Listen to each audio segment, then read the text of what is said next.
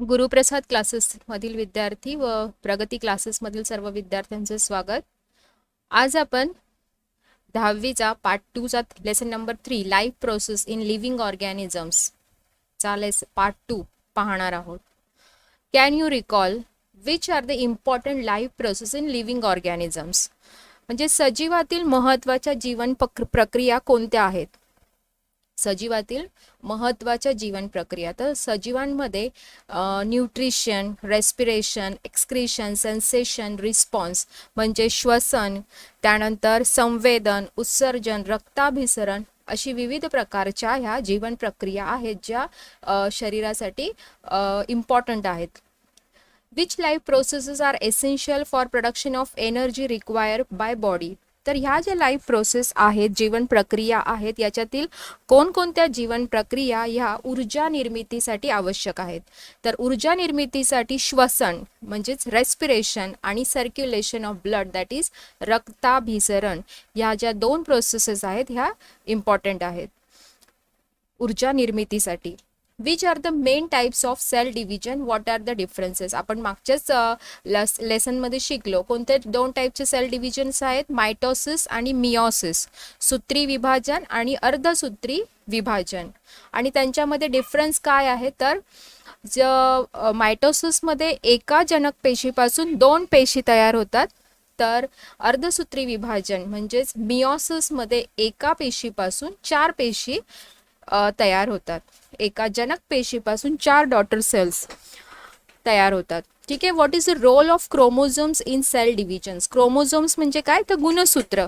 पेशी विभाजनामध्ये गुणसूत्रांचा काय उपयोग आहे, तर हे जे गुणसूत्र आहेत, क्रोमोझोम्स आहेत, हे काय करतात, तर अनुवांशिक गुणधर्म पुढील पिढीकडे नेण्याचं काम हे क्रोमोझोम्स करत असतात. एका पिढीतील अनुवांशिक गुणधर्म दुसऱ्या पिढीकडे ट्रान्सफर करण्याचं काम क्रोमोझोम्स करत असतात. अंडरस्टँड. पुढे we have studied various life processes in previous classes. All those life process, that is nutrition म्हणजे पोषण, रेस्पिरेशन म्हणजे श्वसन, एक्सक्रीशन म्हणजे उत्सर्जन, सेन्सेशन म्हणजे संवेदना आणि रिस्पॉन्स प्रतिसाद, ह्या ज्या सगळ्या जीवन प्रक्रिया आहेत are essential to each living organisms to remain alive. जिवंत राहण्यासाठी प्रत्येक सजीवाला ह्या जीवन प्रक्रिया आवश्यक आहेत. Besides these life processes, one more life process occur in living organism and it is reproduction. तर ह्या सर्व लाईफ प्रोसेस आहेत, but the most important is reproduction. ही सुद्धा एक इम्पॉर्टंट जीवन प्रक्रिया आहे, म्हणजे प्रजनन. रिप्रोडक्शन म्हणजे प्रजनन. However reproduction does not help the organisms to remain alive, but it helps to maintain the continuity of the species of that organisms. म्हणजे जे प्रजनन आहे, हे प्रजनन त्या सजीवाला जिवंत राहण्यासाठी उपयोगी नसते. म्हणजे प्रजनन होते म्हणून तो सजीव जिवंत राहील आयुष्यभर, तर असं नाही. तर जिवंत राहण्यासाठी उपयोग नाहीये, पण तो सजीव ज्या प्रजातीचा आहे ती प्रजाती जिवंत ठेवण्यासाठी रिप्रोडक्शन म्हणजेच प्रजनन मदत करते. बरोबर ना. रिप्रोडक्शनमुळे प्रजाती राहते, सजीवांची प्रजाती राहते. आता इथे तुम्हाला 4 डायग्राम्स दिलेले आहेत. इथे प्रकार दिलेत रिप्रोडक्शनचे. इथे मुळापासून नवीन रोप तयार झाले आहेत. इथे अंडी देणारी कोंबडी दिसत आहे. त्यानंतर बीजांकुरण होते, बीजापासून रोपटे तयार झालेत. आणि इथे कोणते विभाजन दिसते आहे, मायटोसिस की मियोसिस. मायटोसिस, सूत्री विभाजनाची इथे ही डायग्राम दिलेली आहे. Okay. Can you tell what do we mean by maintenance of species. प्रजाती टिकून राहणे म्हणजे काय, तर एखाद्या सजीव ज्या जातीचा आहे त्या जातीची ती पूर्ण जात टिकवणे याला म्हणतात प्रजाती टिकून राहणे. Whether the new organism is genetically exactly similar to earlier one that has produced it. New organism म्हणजे एका सजीवापासून तयार झालेला त्याच प्रजातीचा दुसरा सजीव, म्हणजे प्रजातीचाच पण त्याच सजीवापासून जो नवीन सजीव तयार होतो हा जनुकीय दृष्ट्या तंतोतंत पहिल्या सजीवासारखा असतो का, तर जिथे लैंगिक प्रजनन होते तिथे नाही उत्तर आहे, आणि जिथे अलैंगिक म्हणजे असेक्शुअल रिप्रोडक्शन होतं तिथे उत्तर आहे हो. हे आपण पुढे शिकणार आहोत. Who determines whether the two organisms of a species will be exactly similar or not? एकाच प्रजातीच्या दोन सजीवांमध्ये तंतोतंत साम्य असणे किंवा नसणे हे कशावर अवलंबून आहे? तर सेक्शुअल रिप्रोडक्शन किंवा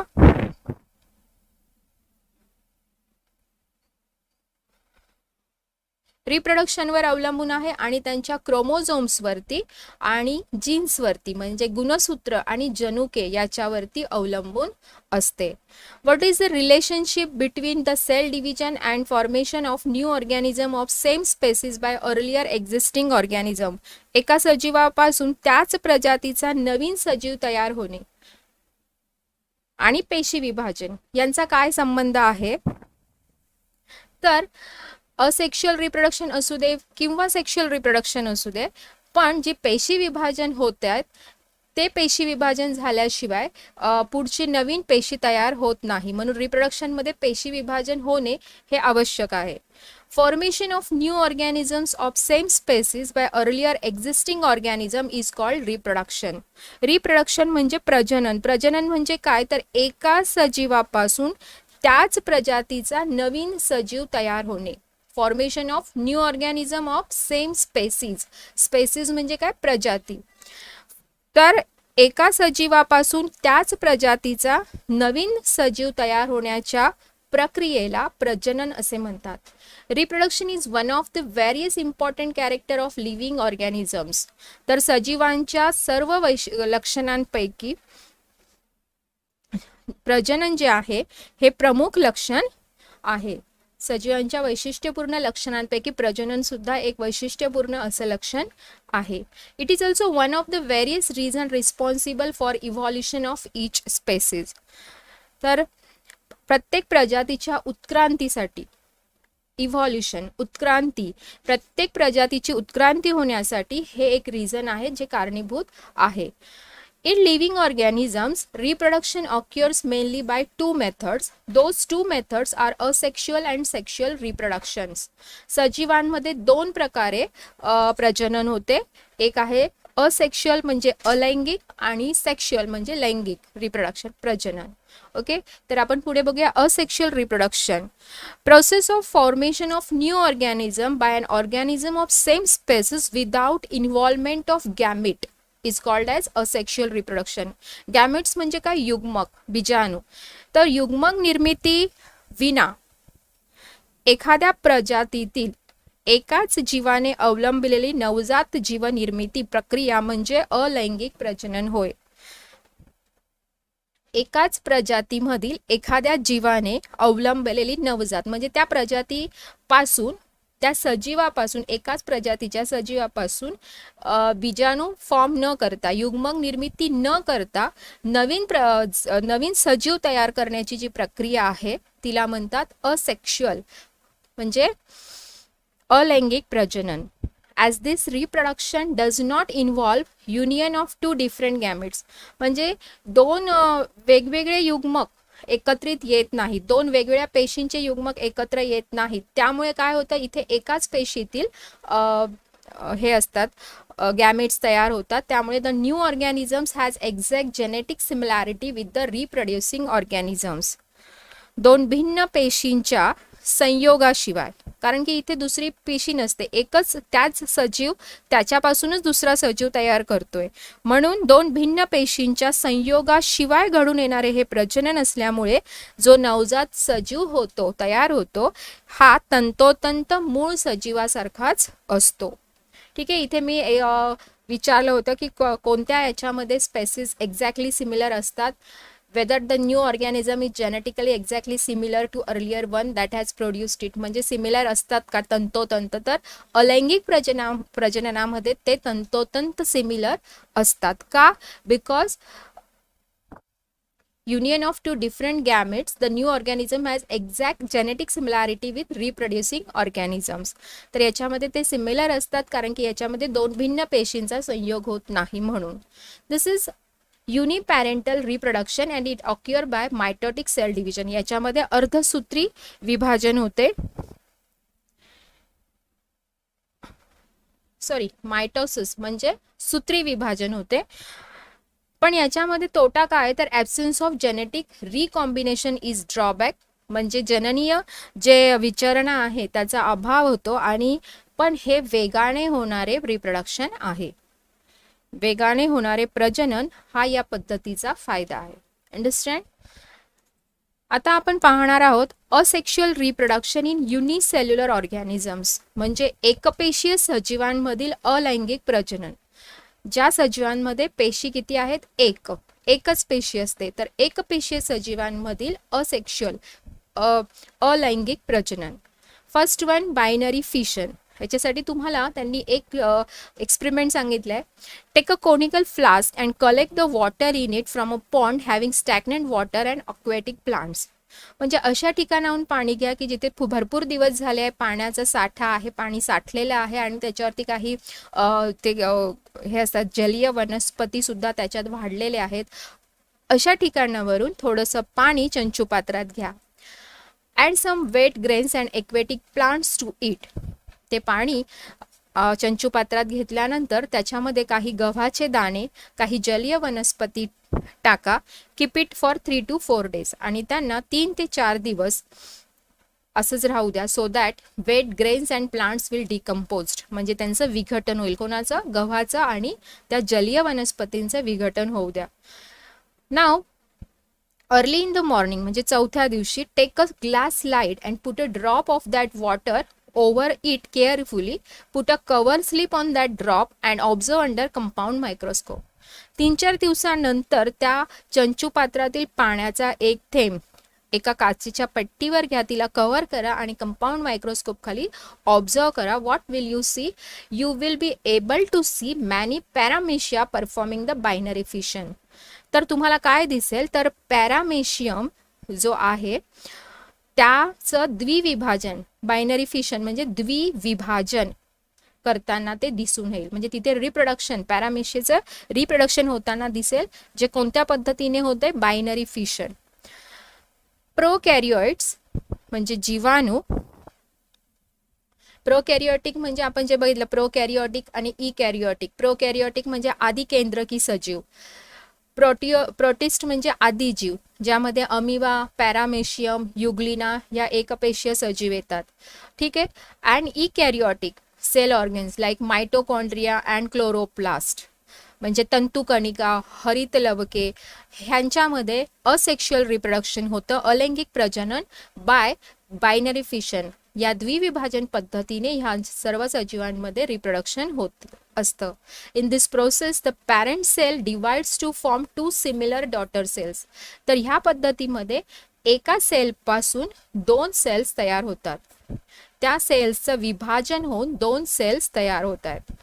okay.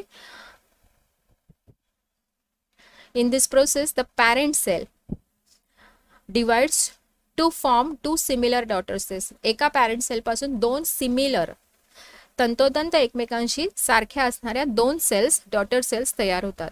Binary fission occurs either by mitosis or amitosis. तर हे जे विभाजन होते द्विपद्धतीने, हे एकतर सूत्री विभाजनाने पण होतं किंवा असूत्री विभाजनाने सुद्धा होते. ॲक्सिस ऑफ फिशन म्हणजे जेव्हा ही पेशीचे 2 भाग होतात, तर त्याचा जो ॲक्सिस आहे is different in different protist. म्हणजे प्रत्येक सजीवामध्ये हा अक्ष जो असतो डिवाइडचा हा वेगवेगळा असतो. For example amoeba divides in any plane due to lack of specific shape. तर अमिबाचं इथे दाखवलेलं आहे तुम्हाला बायनरी फिशन. तर अमिबाला शेप नसतो, म्हणून हा कोणत्याही याच्यातनं अक्षातून त्याचं विभाजन होतं, म्हणून याला म्हणतात साध्या पद्धतीचं सिंपल बायनरी फिशन जे अमिबामध्ये होतं. त्याला विशिष्ट amoeba divides in 1 minute. Amoeba divides in any plane due to lack of specific shape and hence it is called simple binary fission. Paramecium इथे दाखवलंय पॅरामेशियम मध्ये. याच्या इथे 2 पेशी, ह्या पॅरेंट सेल पासून इथे 2 पेशी तयार झालेल्या आहेत. इथे ट्रान्सव्हर्स बायनरी फिशन, आडवे द्विविभाजन पद्धतीने झालेलं आहे. सी इथे ह्या अक्षराने यांचं विभाजन झालेलं आहे, याला आडव्या पद्धतीने, त्याला ट्रान्सवर्स बायनरी फिशन म्हणतात जे पॅरामोशियम मध्ये.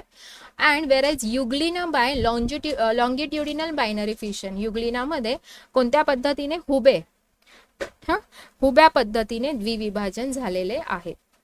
अशा पद्धतीने दोन केंद्रक तयार होऊन दोन पेशी तयार झालेल्या आहेत. Binary fission is usually performed by living organisms during favorable condition, that is availability of abundant food material. ज्या वेळेस मुबलक अन्न पेशीमध्ये उपलब्ध असेल त्यावेळेसच हे फिशन, हे द्विविभाजन होते. Second is multiple fission. आपण काय बघत आहोत, आपण asexual reproduction in unicellular organisms मध्ये फर्स्ट बायनरी फिशन बघितलं म्हणजे द्विविभाजन, आणि आता आपण बघत आहोत मल्टिपल फिशन म्हणजे बहुविभाजन. Asexual reproduction by multiple fission is perform by amoeba and other similar protist. Amoeba आणि तत्सम एकपेशीय आदी जीव प्रतिकूल वातावरणामध्ये बहुविभाजन पद्धतीने अलैंगिक प्रजनन करतात. प्रतिकूल परिस्थिती म्हणजे काय, ज्या वेळेस तिथे अपुरे अन्न असेल किंवा प्रतिकूल परिस्थिती असेल, त्यांच्या वाढीसाठी प्रतिकूल परिस्थिती नसेल, अशा वेळेस हे रिप्रोडक्शन पेशीमध्ये होते. Amoeba stops the formation of pseudopodia and thereby movements whenever there is a lack of food, म्हणजे जेव्हा अन्न पुरवठा होत नाही त्यांना किंवा any other type of adverse conditions, it becomes rounded. तो काय होतो, अमिबा गोलाकार होतो. It becomes rounded and forms protective covering around plasma membrane. आणि पेशी पटलाभोवती, प्लास्मा मेम्ब्रेन पेशी पटलाभोवती कठीण संरक्षक कवच तयार करतो. काय करतो त्यावेळेस अमिबा ॲडवर्स कंडिशन्समध्ये राऊंड शेपमध्ये होतो आणि एक प्रोटेक्टिव्ह कव्हर प्लाझ्मा मेम्ब्रेनच्या भोवती एक कठीण आणि संरक्षक कवच तयार करतो, ज्याला such encysted amoeba or any other protist called cyst. अशा अमिबाला सिस्ट असं संबोधले जाते, सिस्ट असं म्हणतात. Many nuclei are form by repeated nuclear division in the cyst. आता तो त्याची जी ही अवस्था करतो आहे त्याच्यामध्ये तो काय करतो, प्रजनन करतो पुटीमध्ये, ज्याला मराठीमध्ये पुटी, सिस्ट म्हणजे पुटी म्हणतात. पुटीमध्ये केंद्रकाचे अनेक वेळा सूत्री विभाजन होते आणि अनेक केंद्रक तयार होतात. जसं द्विविभाजनमध्ये फक्त 2 केंद्रक तयार होतात, पण मल्टिपल फिशनमध्ये प्रतिकूल परिस्थितीमध्ये किंवा जेव्हा अन्न पुरवठा होत नाही त्यावेळेस तो स्वतःभोवती असं एक कवच तयार करतो आणि मल्टिपल डिव्हिजन्स तिथे होतात न्यूक्लियरचे. Many nuclei are formed by repeated nuclear division in the cyst. It is followed by cytoplasmic division and thus many amoebulae are formed. तर केंद्रकाचेही विभाजन होते मल्टिपल मध्ये, म्हणजे अनेक केंद्रक तयार होतात आणि त्याच्याच मागे पेशीद्रव्याचेही विभाजन होते आणि अनेक छोटे छोटे अमिबा तयार होतात. They remain encysted till there are adverse condition. जोपर्यंत परिस्थिती प्रतिकूल आहे तोपर्यंत ते तिथेच आतमध्येच राहतात. जेवढे तयार झालेत अमिबा ते आतमध्येच राहतात. Cyst breaks open on arrival of favourable conditions and many amoeba are released. आणि जेव्हा कंडिशन्स म्हणजे अनुकूल परिस्थिती आली की पुटी ती फुटते आणि त्यातून अनेक नवजात अमिबा बाहेर पडतात. हे झालं मल्टिपल फिशन. इथे तुम्हाला डायग्राम दिली आहे. हा पॅरेंट अमिबा आहे, सिस्ट म्हणजे त्यांनी स्वतःभोवती एक असं कवच तयार करून घेतलंय आणि आतमध्ये केंद्रकाचे भरपूर असे केंद्रक तयार होतात आणि त्यानंतर ज्यावेळेस अनुकूल परिस्थिती येते तेव्हा ती सिस्ट जे आहे ते फुटून अनेक अमिबा बाहेर पडतायत. Okay, the third one is budding म्हणजे कलिकायन. इथे तुम्हाला एक एक्सपेरिमेंट सांगितलंय, bring the active dry yeast powder from market. ईस्टची पावडर जी असते ती मार्केटमधून थोडीशी आणा. Take 50 ml lukewarm water in a conical flask. एका फ्लास्कमध्ये 50 ml असं गरम कोमट पाणी घ्या. Add 5 gram of active dry yeast powder. त्याच्यामध्ये 5 ग्रॅम ही ड्राय ईस्टची किण्वची जी पावडर आहे ती टाका. And 10 gram table sugar to that water and mix well the mixture.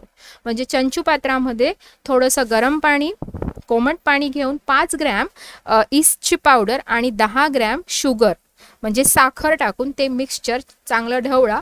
Keep the flask in warm place आणि उबदार अशा ठिकाणी ते मिश्रण ठेवा आणि त्यानंतर 1 तासानंतर take a drop of that mixture on a clean glass slide, put a cover glass on that drop and observe it.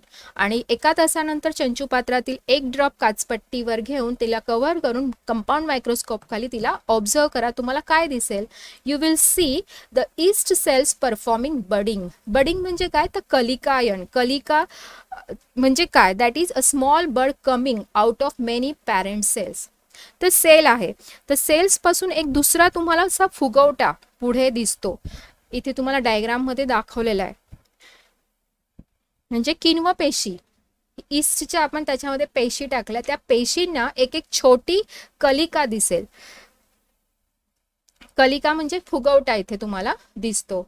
Asexual reproduction occurs by budding in yeast, a unicellular fungus.